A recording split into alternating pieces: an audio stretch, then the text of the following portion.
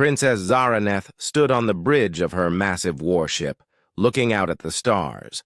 Her red scales caught the light from the ship's controls. She was tall, strong, and feared across 3 star systems. No one had ever beaten her in battle. No planet had ever refused to surrender when she arrived. Today would be different, though she did not know it yet. "Princess," called her second officer, Captain Vexthor. "We have found a new world. The scouts say it has many people but weak technology." Zaraneth turned away from the window. Her yellow eyes were cold and sharp. "Show me." The main screen, lit up with images of a blue and green planet.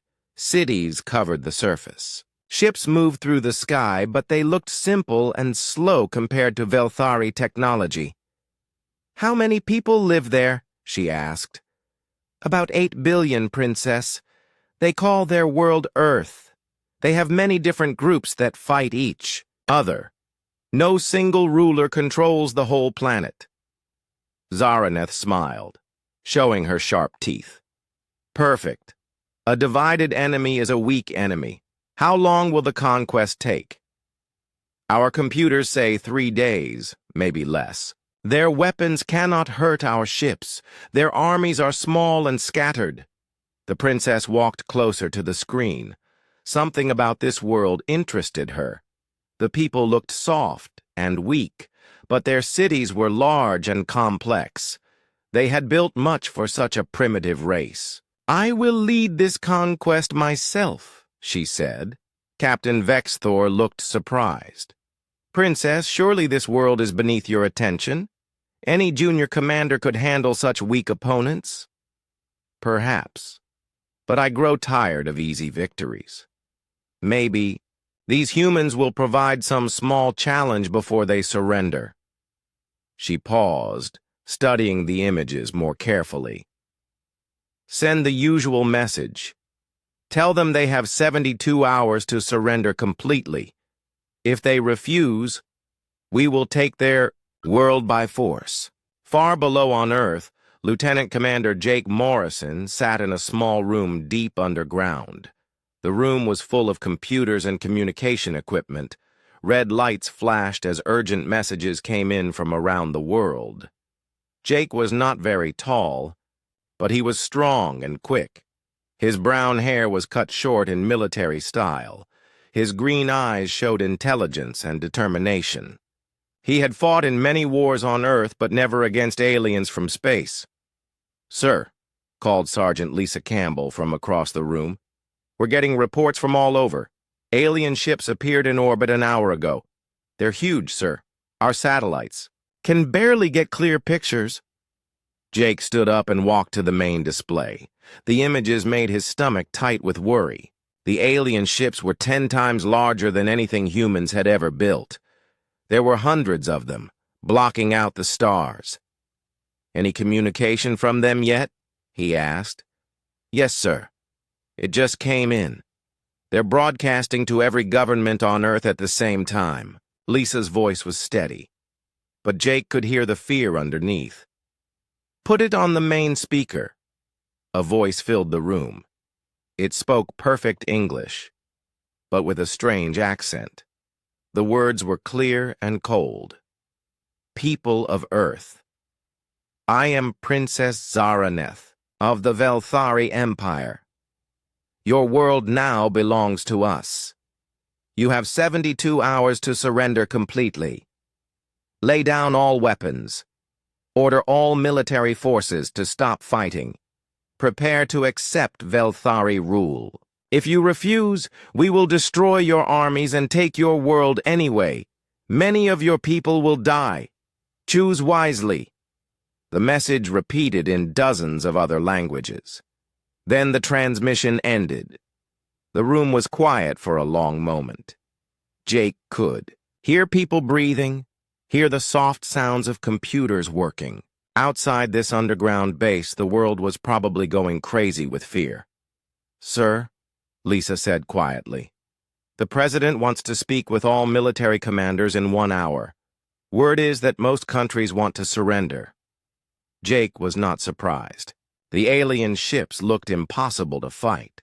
Human weapons were made for fighting other humans, not advanced aliens from space. Any smart leader would want to avoid a war they could not win. But Jake had never been good at doing the smart thing.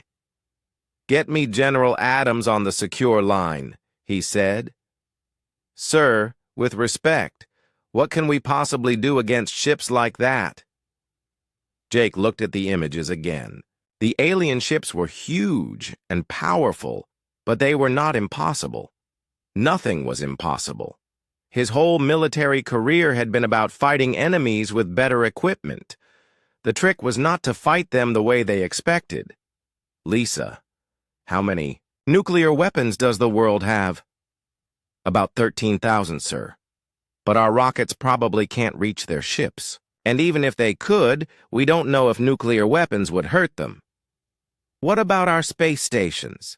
How many people do we have up there?" "Maybe 200 across all the international stations." "Why, sir?" Jake was already thinking, already planning. The aliens expected Earth to surrender or fight a normal war. They would expect human ships to attack their ships, human armies to fight their armies. They would be ready for that. But what if humans did something completely different? "Get me everything we know about those ships. I want to know how they move, where they position themselves, what their blind spots might be. And start contacting every Special Forces unit on the planet. If we're going to fight aliens, we'll need our best people." "Sir, you really think we can win?" Jake looked at his young sergeant. She was scared, just like everyone else. But she was, still here, still ready to do her job. That was the thing about humans that aliens might not understand. When things got really bad, humans did not always run away. Sometimes they got angry instead. "Lisa, I've spent my whole career fighting enemies who had better weapons than us. Better training, better equipment, better numbers. You know what I learned?" "What's that, sir?" "The side with the best equipment doesn't always win. Sometimes the side that wants it more wins instead. And I don't think these aliens know how much humans hate being told what to do." Princess Zaraneth watched the blue planet turn slowly below her ship. Her scanners showed massive activity across the surface. Cities were being evacuated. Military forces were moving into defensive positions. Some of the human governments had already sent messages of surrender, but others remained silent. "Princess," Captain Vexthor reported, "we are detecting unusual activity around their orbital stations. It appears they are modifying some of their spacecraft." "Modifications? What kind?" "Unknown. The changes are small, probably insignificant. Perhaps they think their primitive weapons can harm our ships." Zaraneth felt a small spark of interest. Most races surrendered immediately when they saw the Velthari fleet.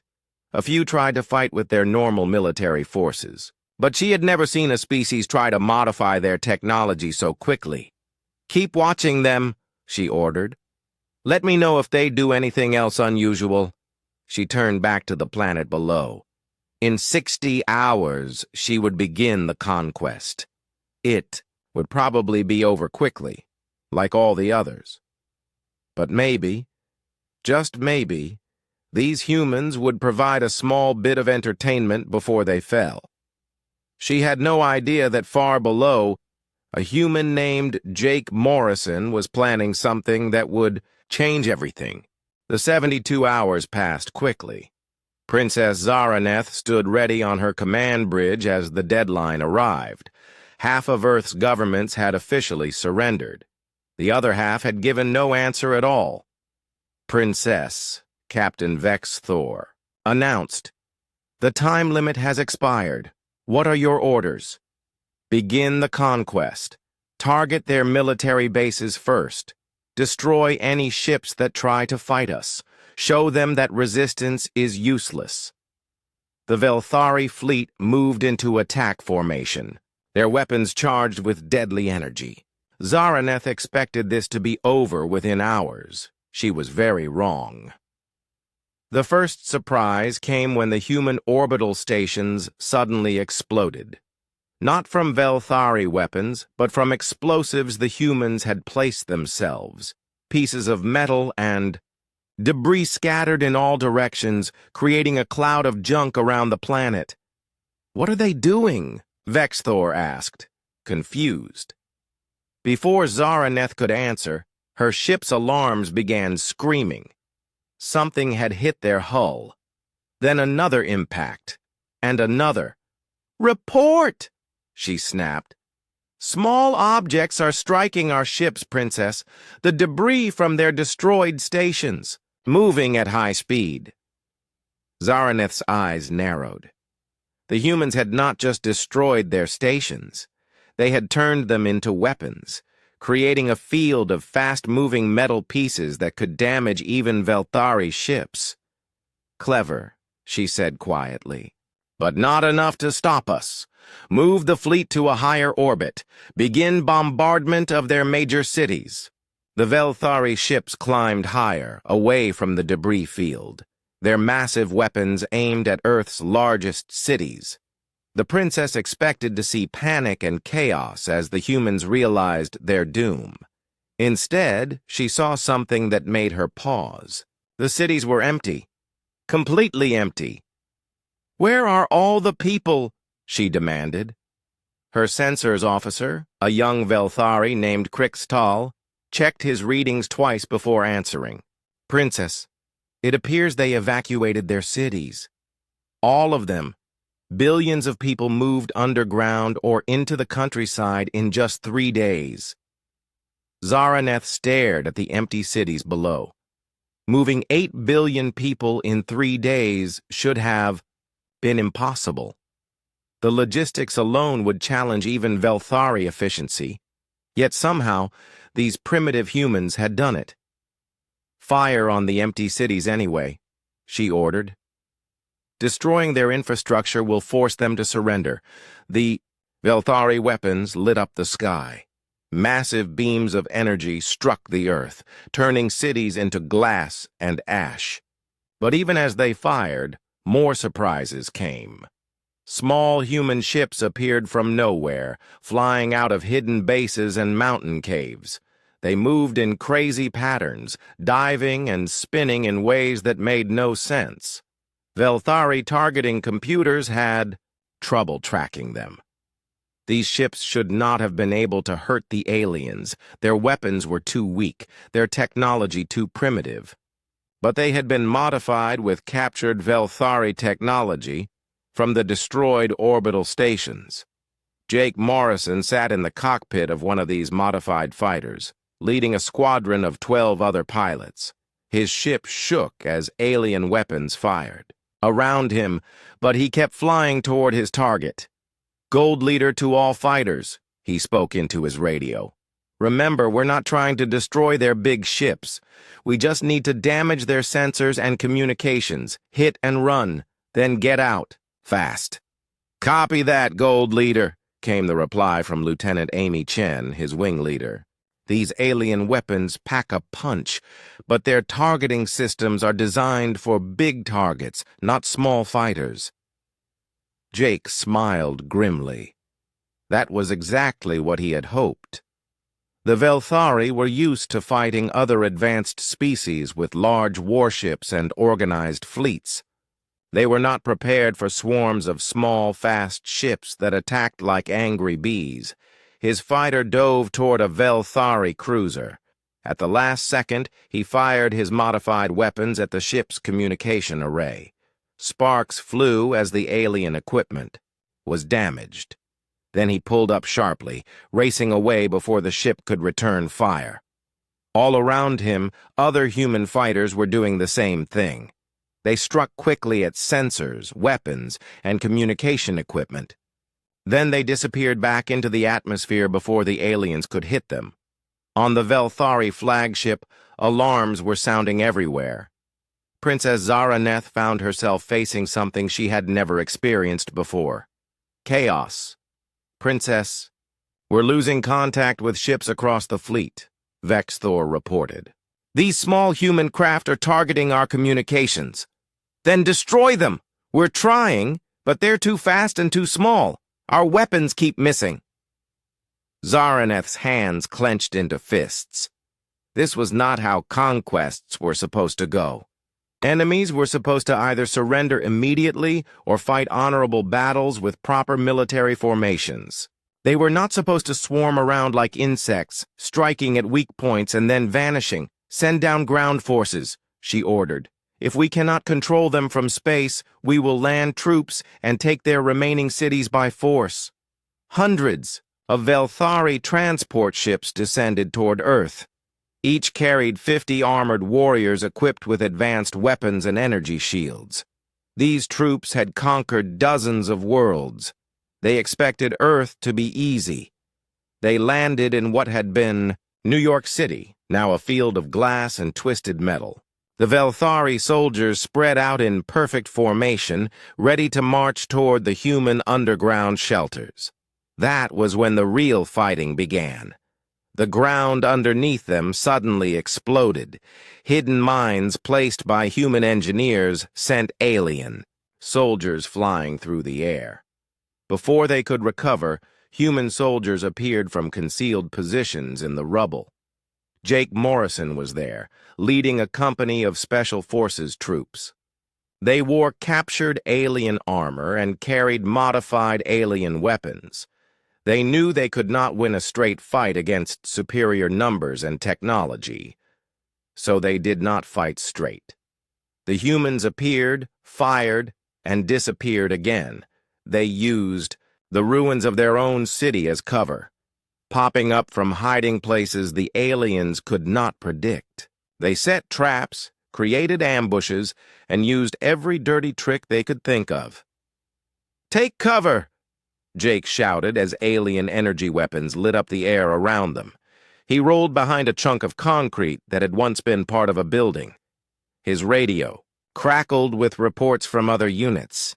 "Gold Team to base. We've taken out 2 of their transport ships with rocket launchers. Silver Team reporting. We've captured alien weapons and are turning them on their own forces. Bronze Team has successfully destroyed their forward command post." Jake grinned. The plan was working. The Velthari were used to organized armies, fighting in formation. They were not ready for guerrilla warfare. Small groups of fighters who struck hard and fast, then melted away before the enemy could respond. Princess Zaraneth watched the battle reports with growing frustration. Her ground forces were taking heavy casualties against an enemy that should have been helpless. Every time her troops moved forward, humans appeared from impossible places to attack them. "How are they doing this?" she demanded. "Our scanners show no large military formations. Where are these fighters coming from?" "Princess," Krixtal said, nervously, "it appears they are using their own destroyed city as a fortress. They have tunnels and hiding places everywhere. Our thermal scanners cannot track them through all the debris." For the first time in her military career, Princess Zaraneth felt something she had never experienced before: uncertainty. These humans were fighting in ways that made no sense. They were weak individually, but they worked together in ways that made them strong as a group. "Pull back the ground forces," she ordered. "We will bombard the area from orbit until nothing remains." But even as she gave the order, she knew something had changed. This was supposed to be a simple conquest. Instead, it was becoming something else entirely: a real fight.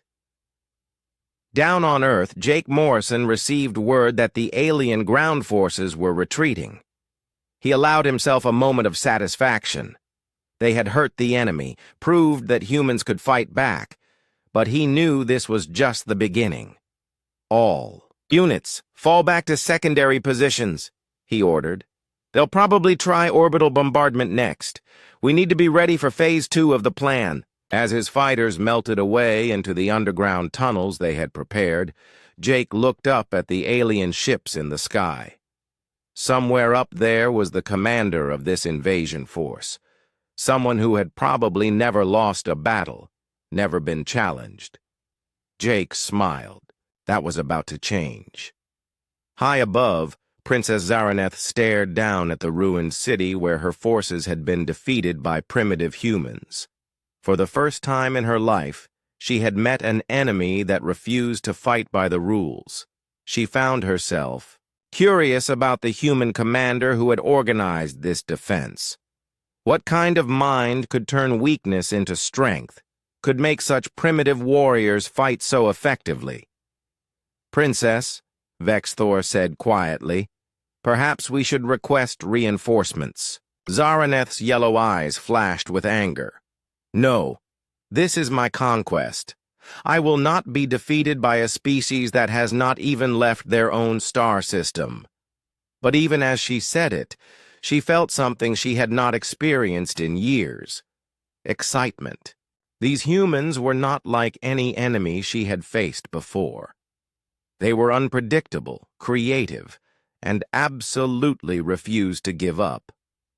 For the first time in a long time, Princess Zaraneth was looking forward to her next battle. 3 weeks had passed since the first battle, and the war had become something neither side expected.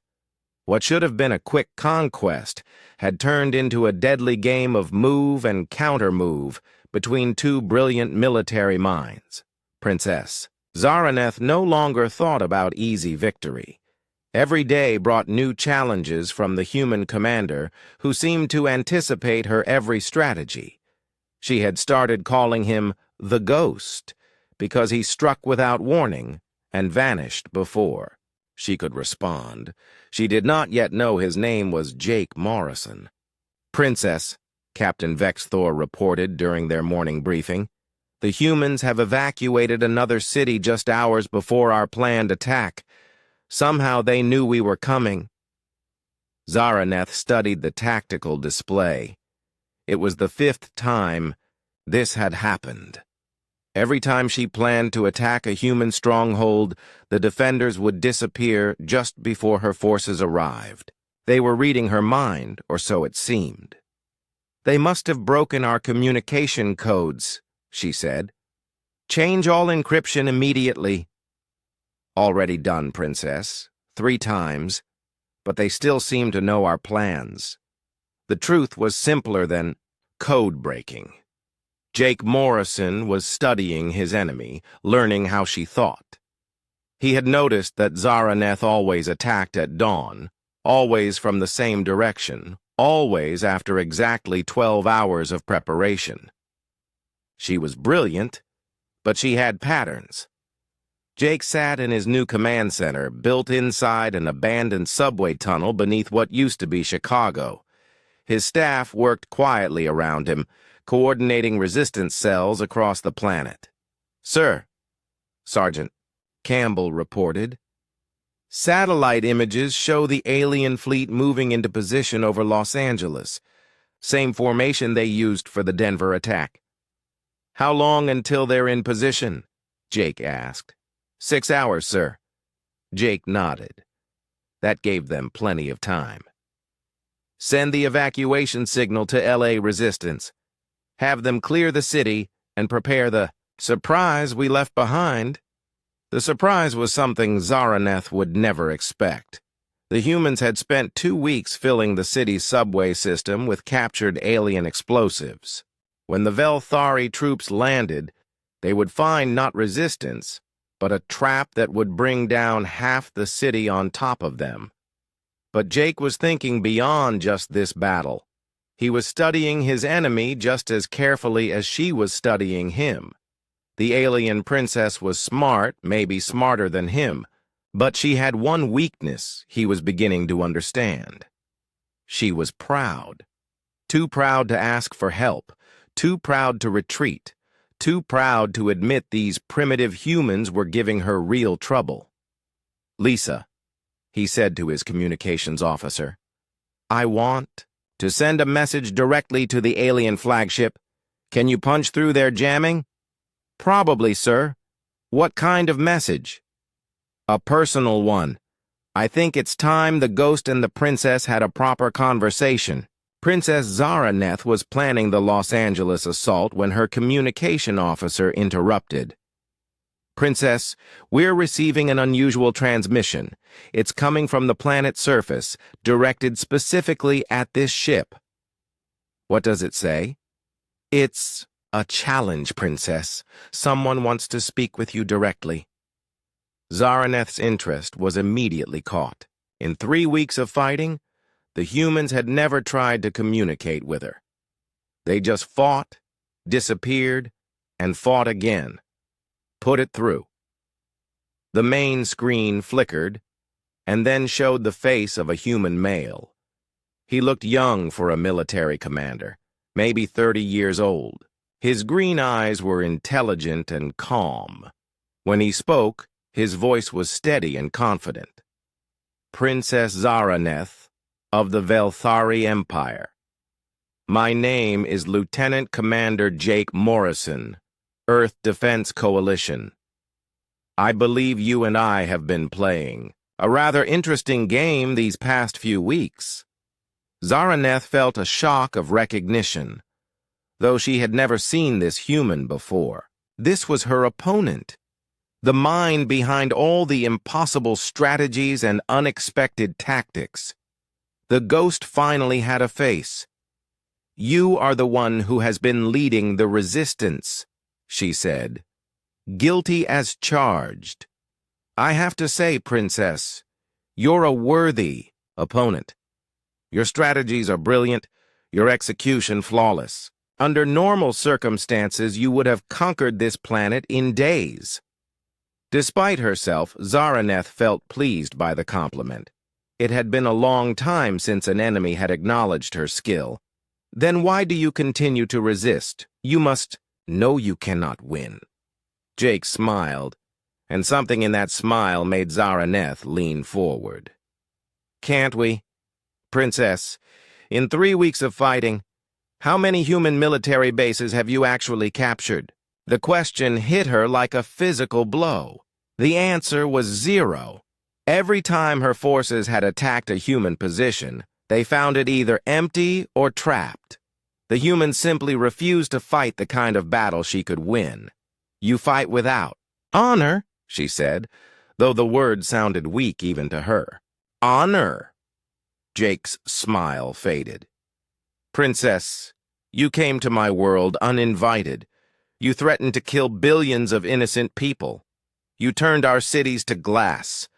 And you talk to me about honor?" Zaraneth felt something strange. Was it shame? She pushed the feeling away. "We offer order, peace under Velthari rule, at the point of a gun.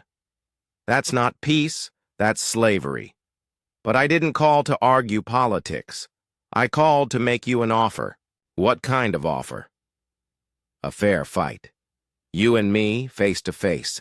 No fleets, no armies, just 2 commanders testing their skills against each other." Zaraneth's heart raced. The suggestion was impossible, of course. She was a princess of the Velthari Empire. She could not risk herself in single combat with a primitive alien. But the idea excited her more than anything had in years. "You would lose," she said. "Maybe. Or maybe you're not as tough as you think. There's only one way to find out. And what would be the stakes of this contest?" Jake was quiet for a moment, thinking. "If you win, I'll order all human forces to surrender. The war ends, and Earth becomes part of your empire. If I win, you withdraw your fleet and leave us alone." The offer was ridiculous. Even if she agreed and lost, her subordinates would never honor such an agreement. But Zaraneth found herself considering it anyway. Where would this battle take place? Neutral ground. There's a space station in Earth orbit that's been abandoned since the fighting started. International Space Station Gamma. Meet me there in 24 hours if you're brave enough. The transmission ended, leaving Zaraneth staring at a blank screen. Around her, the bridge crew worked quietly, pretending. They had not heard the conversation. "Princess," Vexthor said carefully. "Surely you are not considering this human's ridiculous proposal." "Of course not," she said automatically, but her mind was already working, already planning. When was the last time she had faced a real challenge? When was the last time she had tested herself against a truly worthy opponent? 23 hours later, Zaraneth's personal shuttle approached the abandoned space station. She had told no one about her decision to come here. If her nobles knew she was risking herself in single combat with a human, they would declare her mentally unfit to command. But she had to know. She had to face this opponent who had frustrated her for weeks, who had made her feel uncertain for the first time in her military career. The space station was dark and cold, its power systems shut down. Zaraneth's armor kept her warm as she floated through the corridors, following her scanners toward a heat signature in the station's center. She found Jake Morrison waiting in what had been the station's main laboratory. He wore a simple space suit and carried only basic human weapons. When he saw her, he removed his helmet and smiled. "I wasn't sure you'd come," he said. Zaraneth removed her own helmet, breathing the recycled air of her armor suit. "I had to see for myself what kind of warrior could cause me so much trouble." They studied each other in the dim emergency lighting. Jake saw a tall, powerful female with red scales and predator's eyes. Zaraneth saw a human who looked smaller than her, but moved with the confidence of someone who had never backed down from a fight. "Nice place for a final battle," Jake said, looking around at the abandoned laboratory. "Quiet, private, no one to interfere." "You realize I could kill you with my bare hands," Zaraneth said. "You could try, but I've been studying your fighting style for weeks, Princess. You're strong and fast, but you fight like someone who's never faced a real challenge. You rely on superior equipment and overwhelming force." Zaraneth felt anger rise in her chest. "And you fight like a coward, always running, always hiding. I fight like someone who's outnumbered 1,000,000 to 1. I use the tools I have, just like you do." They began to circle each other slowly. Both were warriors, both were ready for violence. But something else was happening too. They were finally seeing each other clearly, without the distance of space battles and strategic planning. "Why did you really come here?" Jake asked. "This battle won't end the war. Your fleet will continue fighting whether you win or lose." Zaraneth considered the question. Why had she come? "Because you are the first enemy who has ever made me think. The first who has ever surprised me. I needed to understand how." "And now that you see me?" She looked at him more carefully. He was not physically impressive by Velthari standards, but there was something in his eyes, something she recognized. "You are a warrior," she said finally. "Different from what I expected, but a warrior nonetheless." "So are you. Different from what I expected, too." They stood facing each other in the abandoned laboratory, two military commanders who had been trying to kill each other for weeks. But now, seeing each other as the unknown ships were massive, dark, and covered with weapon ports. As Jake and Zaraneth watched through the space station windows, these alien vessels moved into formation around Earth. They dwarfed even the largest Velthari warships. "Princess," Zaraneth's communication system crackled to life. It was Captain Vexthor, his voice tight with fear. "We're detecting at least 50 unknown vessels. They appeared without warning. We're trying to establish communication." "Do not engage them," Zaraneth ordered quickly. "Pull the fleet back to defensive positions." She turned to Jake, who was studying the new arrivals with his binoculars. His face had gone pale. "Jake, do you recognize these ships? Are they from your species?" No. Humans have never built anything like that. Those ships are designed for one thing: killing everything that lives. As if summoned by his words, a new voice echoed through both their communication systems. It spoke in a language neither understood, but their translators converted the meaning into words that chilled their blood. Attention all life forms in this system. You have been marked for harvesting by the Devourer fleet. Your worlds will be stripped of all resources. Your populations will be processed for biological material. Resistance will only delay the inevitable. You have 6 hours to prepare for death.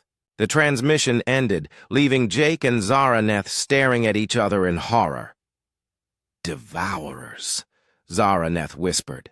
I have heard legends, but I thought they were myths. A race that consumes entire star systems, leaving nothing but empty space behind them. How many systems have they destroyed? Jake asked. According to the stories, hundreds, maybe thousands. They appear without warning. Destroy everything, then move on to the next target. Jake felt his tactical mind already working, analyzing this new threat. What do the legends say about their weaknesses? Weakness? There are no weaknesses. The Devourers have never been defeated. Every race they encounter is consumed completely. Every race they've encountered so far fought them alone, Jake said thoughtfully. But what if 2 races worked together, combined their strengths? Zaraneth looked at him in surprise.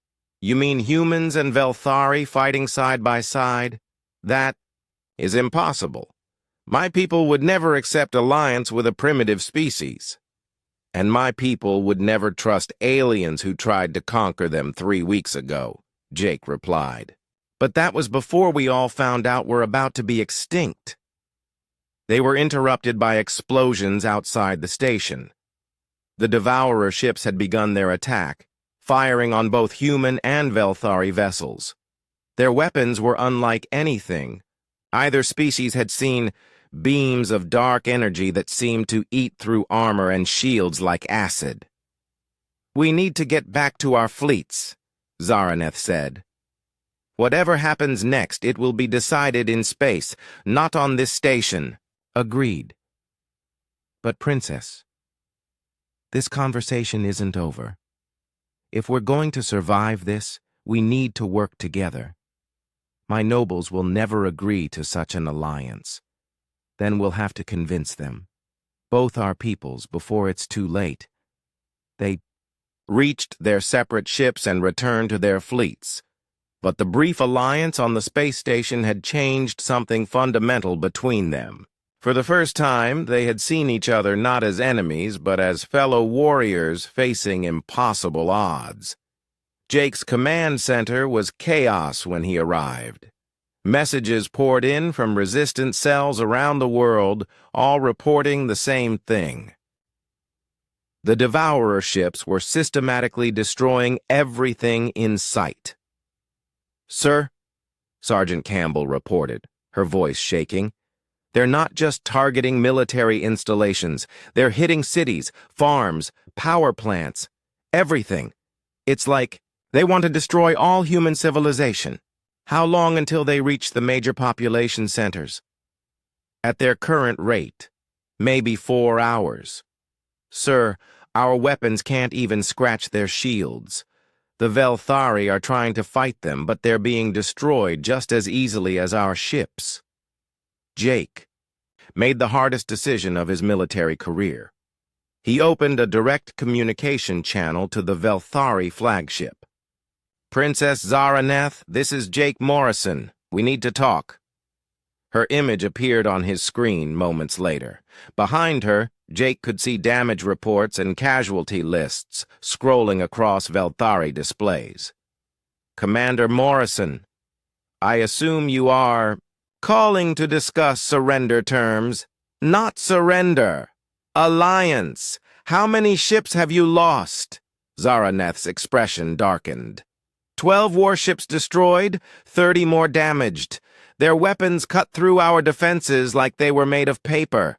But Velthari do not surrender, even facing impossible odds. Good. Neither do humans. But fighting separately, we're both going to die. Fighting together, we might have a chance. My people will not follow a human into battle, and my people won't follow a Velthari who was trying to enslave them yesterday. But maybe they'll follow us if we present a united front. On her flagship, Zaraneth was facing a crisis of leadership. Her noble officers were demanding immediate retreat to Velthari space. Captain Vexthor approached her command chair carefully.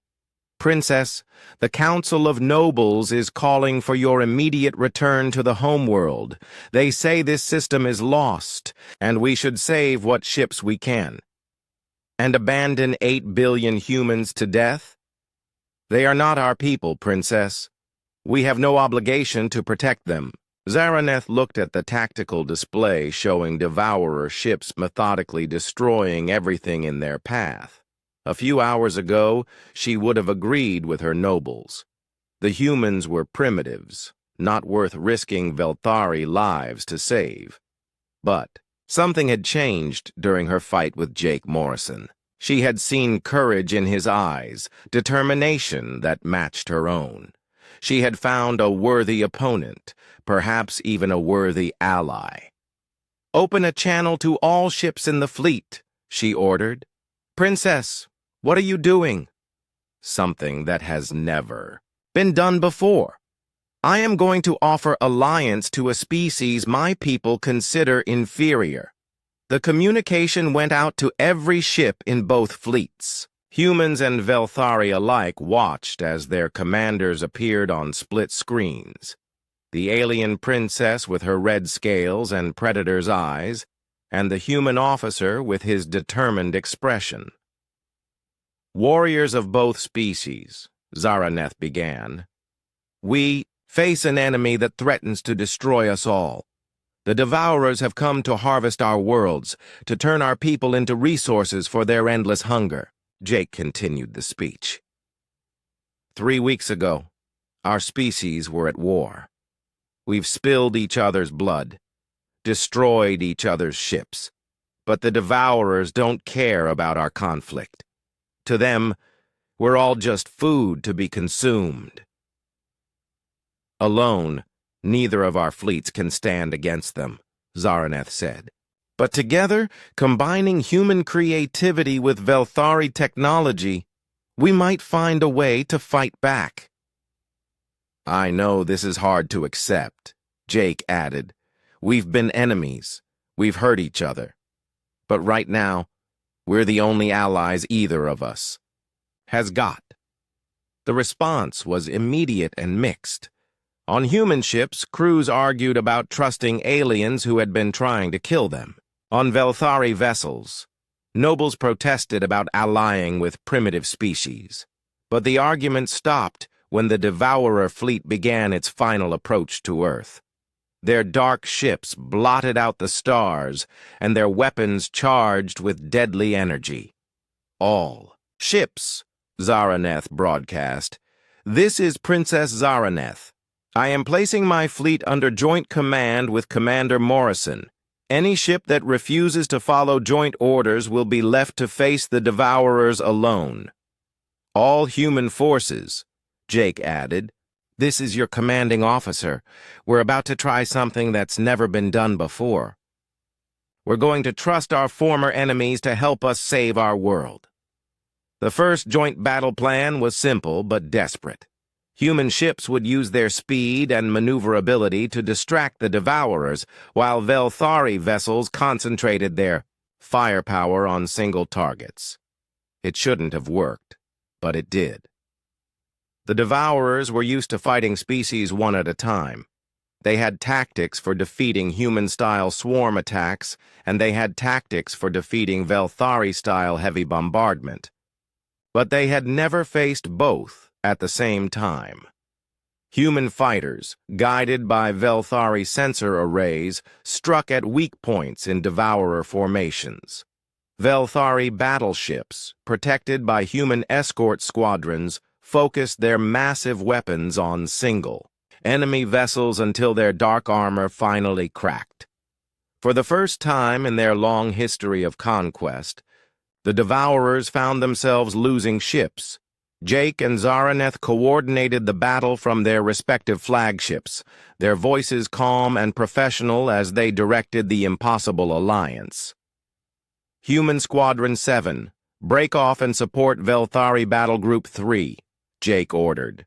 Velthari Cruiser Wing, provide cover fire for Human Assault Group Delta, Zaraneth commanded.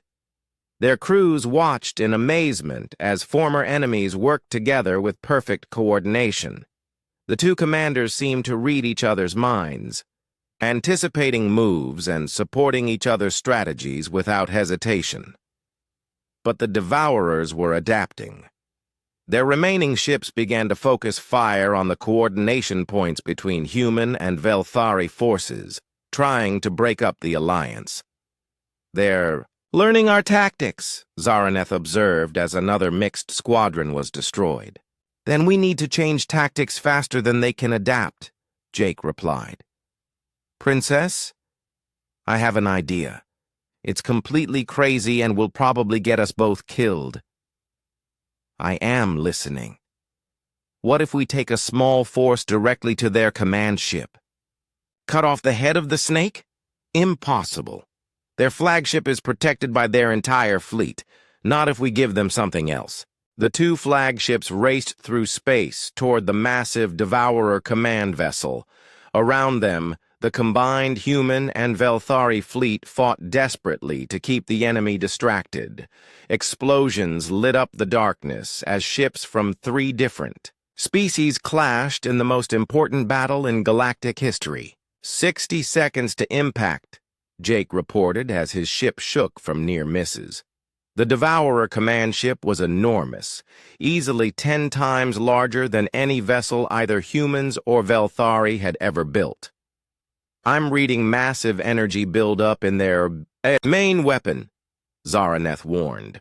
They're preparing to fire on Earth directly. Jake's blood ran cold. If that weapon fired, it would not just destroy cities.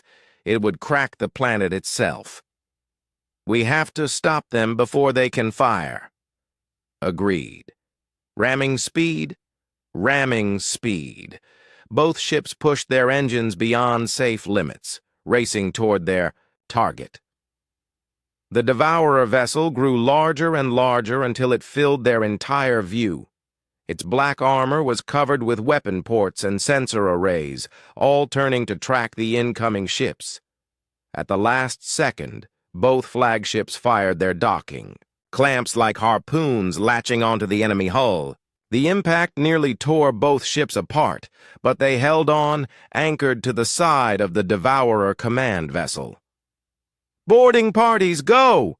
Jake shouted into his radio. Airlock doors burst open on both ships. Human Marines and Velthari warriors poured into the enemy vessel, fighting side by side for the first time in either species' history. The corridors of the Devourer ship were dark and twisted, designed by minds that thought very differently from either humans or Velthari. Jake led his team toward what his scanners said was the ship's command center. Beside him, Sergeant Campbell carried a backpack full of explosives. Behind them, a mixed group of human and alien soldiers fought their way through automated defenses. "Contact front!" shouted Lieutenant Steve Parker as strange robotic creatures emerged from side passages. These were the Devourers. Not a single species, but artificial beings created to harvest entire worlds. They moved with mechanical precision and fought without fear or mercy. The human and Velthari soldiers formed a defensive line, their different fighting styles complementing each other perfectly. Humans used speed and creativity to outflank the enemy robots, while Velthari provided heavy firepower and strong defensive positions. Zaraneth's team was fighting toward the ship's power core. She moved like a deadly dancer, her advanced armor allowing her to survive hits that would kill a human. Behind her, her warriors provided covering fire while human engineers worked to understand the alien technology. "Princess," called technical. Sergeant Chris Wong, one of Jake's best engineers. I think I can overload their power system, but I need someone to hold this position for at least 10 minutes. You will have it, Zaraneth promised, raising her energy rifle. The next 10 minutes were the longest of anyone's life. Wave after wave of Devourer robots attacked their position. The defenders fought with everything they had, using captured alien weapons, improvised explosives, and sheer determination. Zaraneth and her warriors showed why they had conquered star systems. But the humans showed something else: the ability to keep fighting when everything seemed hopeless. When their weapons ran out of power, they used broken pieces of metal as clubs. When their armor was destroyed, they kept fighting anyway. "Almost got it," Chris shouted over the sound of battle. 30 more seconds." That was when the Devourer command staff arrived. These were not robots, but the actual creatures that controlled the harvesting fleet. They were tall, thin beings in environmental suits, carrying weapons that could cut through any known armor. Jake's team reached the command center just as the ship's main weapon began its final charging sequence. Through the viewports, they could see Earth hanging in space, blue and beautiful and about to die. "Lisa, start planting explosives on everything that looks important," Jake ordered. "We have maybe 2 minutes before they finish charging that weapon." The Devourer commanders did not expect their enemies to fight with such coordination. They were used to facing single species that could be defeated with established tactics. But humans and Velthari fighting together created combinations they had never encountered. Human soldiers would distract the enemy while Velthari warriors used their heavy weapons for devastating attacks. Velthari would provide defensive positions, while human engineers found creative ways to disable alien technology.